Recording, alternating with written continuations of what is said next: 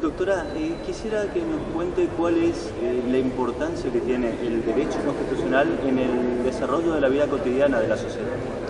Bien, es importante entender que el derecho constitucional no es una norma aislada, no es una norma lejana al día a día de la vida de cada uno de nosotros. De hecho, el derecho constitucional implica la toma de decisión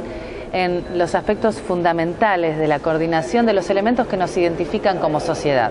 Cómo nos organizamos, cómo nos respetamos, cuáles son aquellos valores que forman parte esencial de nuestros valores sociales, de nuestra organización social. Entonces repercuten en todo el día cómo nos entendemos como personas, cómo resolvemos los conflictos que se pueden trabar entre las personas y cómo nos organizamos para resolver la estructura de poder. Todos ejercemos derecho constitucional, todos interpretamos la Constitución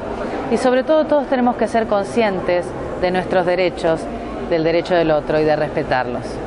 Creo que hay una falencia muy grande en todas las personas de ser consciente de los derechos que es titular y eso repercute lamentablemente en que los mecanismos de tutela de esos derechos no siempre son ejercidos. Ese es un problema que hay que trabajar entre todos, la educación formal en sus distintos grados. Esto es algo que debe estar desde la educación inicial, la educación primaria, la secundaria, y donde la universidad tiene un rol esencial en transmitir cultura cívica en los distintos estrados de la sociedad.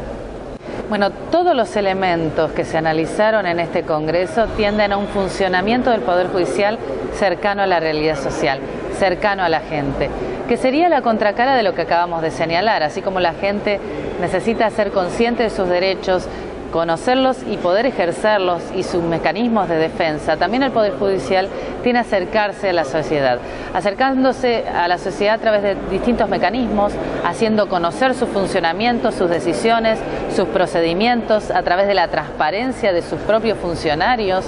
y no solamente de la decisión en sí, sino del mecanismo de cómo se adopta esa decisión y también de cómo se presenta ese Poder Judicial frente a los otros poderes, cómo articula, cómo se respeta a tanto el Poder Judicial como a la misma división de poderes y la articulación de poderes, porque en el control del poder, en ese juego armónico de los distintos poderes, está la búsqueda de la defensa de la libertad. Y finalmente el federalismo es acercarse a cada sociedad, a la idiosincrasia,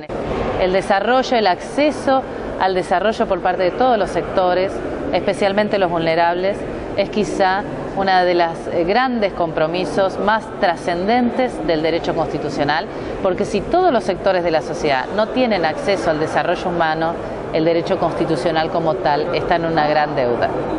¿Qué aporte cree usted que puede realizar la universidad para fortalecer al Poder Judicial, a los operadores y a las resoluciones que emiten? Creo que es importante tomar conciencia que las universidades forman un elemento determinante de lo que se entiende por la cultura cívica, por formar ciudadanos, porque cada persona sea consciente de sus derechos